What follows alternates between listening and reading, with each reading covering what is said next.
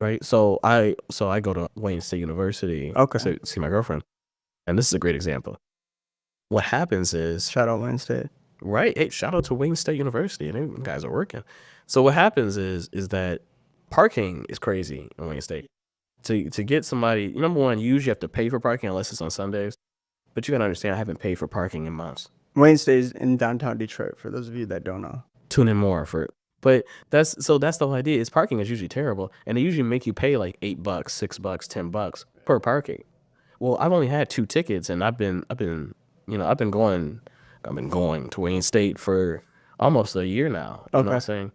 And this is the thing, is that the meter maids, we're gonna get misogynistic for a second. The meter maids are women. A lot of women are meter maids. Really? I thought they were Indians. I think you're confusing Uber drivers with meter maids. There's a lot of, dude, actually not on Wednesday campus, but sorry. How did you do that? No, did he?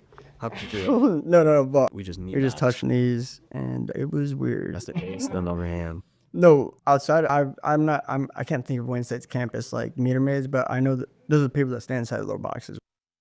I know. Well, not in the box. They got a car, and they got a little camera on top of the car. Okay. The car. I'm not thinking of the same It's like a thing. Beetle. It's like a little Beetle car, like a really small car, like one of those little. You ever seen one of those little electric cars? Yeah, Like a 2-seater. Yeah. Yeah. So there's a camera on top of the car. The camera scans your license plate, and it tells the meter maid if you paid or not. And if you didn't pay, that's an orange ticket. I've never even seen that. Yeah, and that's usually about $45. What the hell? Yeah, those are not to be played with. But it's like, like they don't, like the meter maids are very infrequent. Of course. I figured out how to park. They're women. Right, there you go. Misogyny. It's misogyny right there. So, but that's the whole issue. I'm just using that as an example. Is that these colleges are very volatile. Yeah. Very, very random. I could, you gotta understand, you've got Wayne State security. You've got Detroit police, and both of those entities are swarming Wayne State. Yeah. Like, I mean, we're talking about, I would argue, every 3 minutes you see a cop car. Yeah. There is no reason for anybody to be at the front desk asking you for your card, how you got in the building. Right. That makes no sense. You have they do that? Yeah, you got police swarming the area. So we go into security, airport security. It's all illusionary. Yeah, they act like they have way more power than they do. If I wanted to put a bomb on a plane, this is how you get canceled.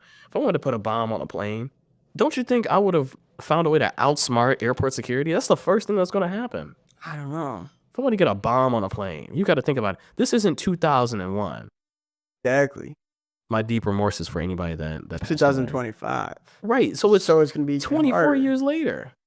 Well, we don't, technology is so much, dude. I think it'd be way harder now to sneak a bomb onto a plane. Go watch Die Hard. Go watch Die Hard 2 specifically. Okay. With the airport, you had guys in there with pistols.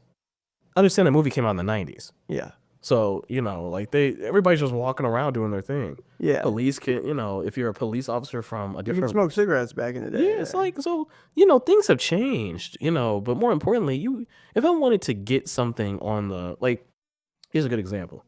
We just got back from California about a year and a half, 2 years ago. Nice. Me and my dad. I think it was about a year ago. And what happened was my dad had a little cigar. He had a little cigar holder, like a little case. Okay. He already smoked the cigar. But what we didn't know is that the airport security didn't open up that cigar case. So we were smoking a shit ton of weed in California. We could have essentially smuggled drugs so you get canceled. That's how we could have smuggled at least an AFE and maybe a couple grams into that cigar case. Was this a carry-on? It was literally like a little sheet. Was the cigar case in a carry-on, or was it on, or did you put it in the luggage? I think it was underneath. I think it was in a carry-on. Okay. Yeah, it was because they had they zip it out and they go through it. And it's like nobody went through a cigar case. We were so sick. We were like, dang, we could have, because we had to smoke all the weed before we left. Right. So he bought like a bunch of weed, and we had to smoke it. I was scared to bring my pen. I like the little clears. Yeah. The little wax clears. I brought those through.